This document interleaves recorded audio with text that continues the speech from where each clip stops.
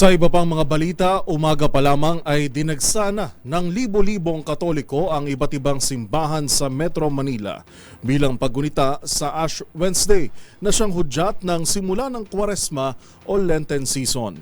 Narito ang ulat ni Wina Hesoro.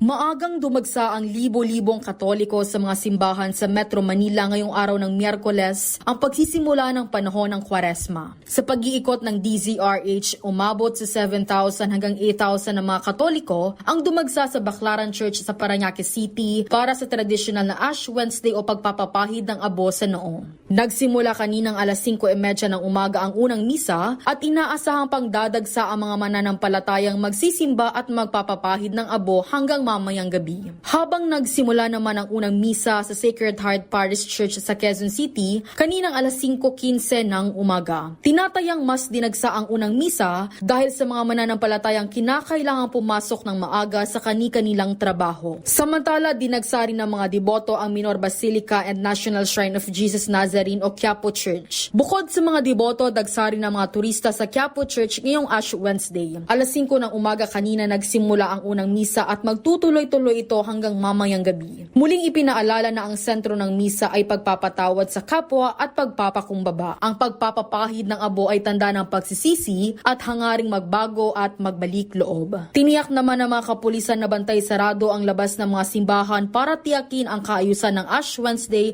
at seguridad ng mga mananampalataya. Para sa MBC TV Network News, ito si Wina Hesoro ng DZRH.